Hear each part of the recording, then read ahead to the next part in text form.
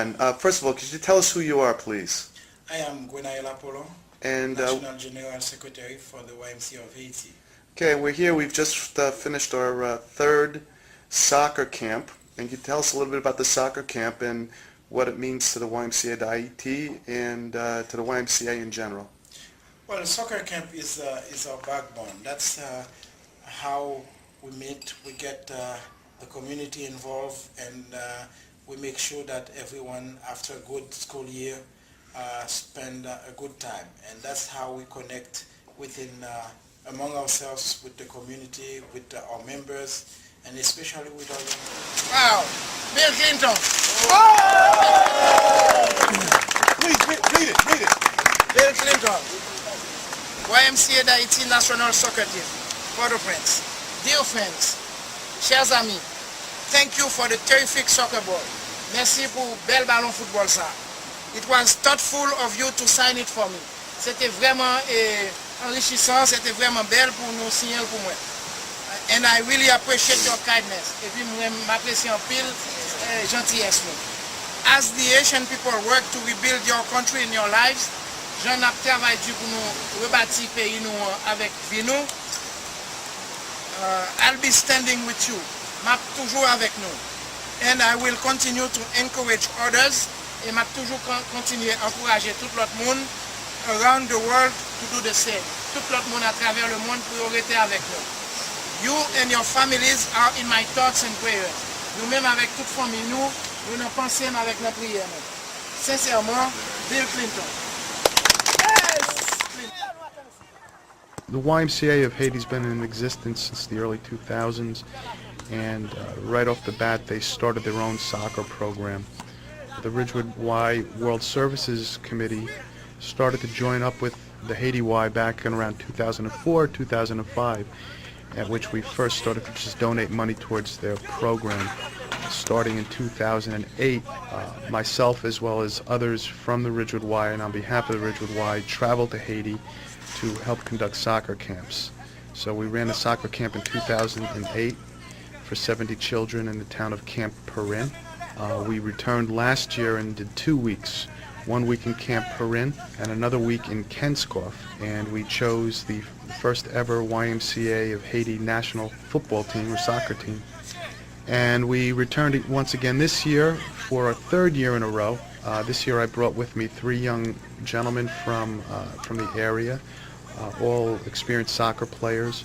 We had 70 children, or 70 campers, as well as a staff of about 10 or 15, and we had soccer camp in the town of Aken for 1 week, starting beginning of August.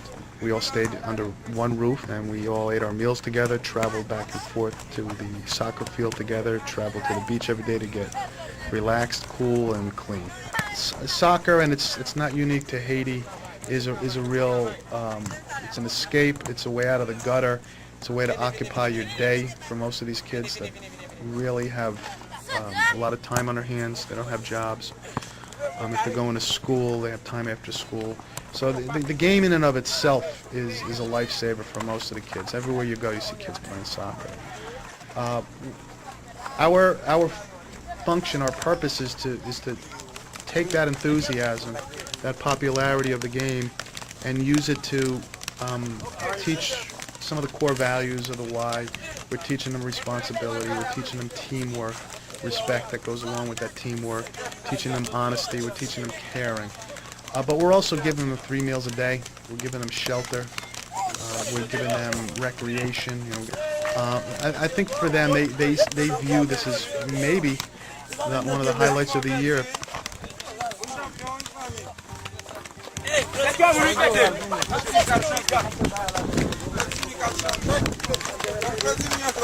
December of last year, we met with our Haitian counterpart, Gwenaël Apollo, in New York City. A month later, the earthquake hit. It was in bad shape beforehand. It's in the worst shape now, and buildings are half destroyed, fully destroyed, piles of rubble everywhere. There are 1.3 million people in tents, in a population of 9 million, and in a population where 250,000 were killed. the epicenter of the earthquake was actually outside of Port-au-Prince and heading in the direction that we were heading in to go to our camp. So we saw ruptured roads. We saw a lot more tents out on the hillside. But it's gotten into their psyche. You know, you have a young population there, and these kids are scared. And so that was one of the reasons for the soccer camp. It's really the same theme, which is really give them something to escape from. We give them a week. Last year we gave them 2 weeks to really just put aside their difficult lives and just have a lot of fun playing soccer. At the same time working hard and making new relationships. We brought with us, as we have in the past, lots of donated items. So we brought with us a total of 150, I believe, soccer balls.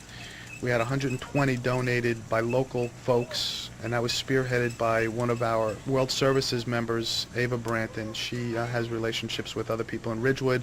So the Ridgewood Maroons, which is a traditional perennial soccer team there in Ridgewood, helped donate for balls.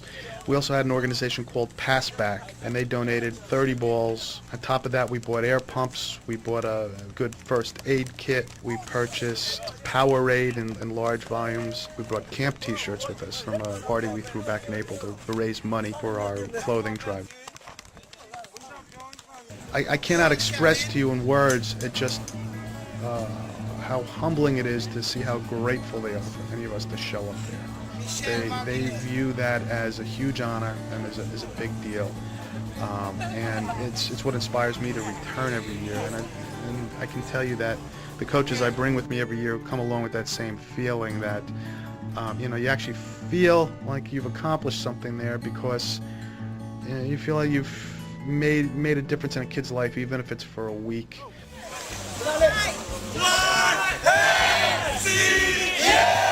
YMCA!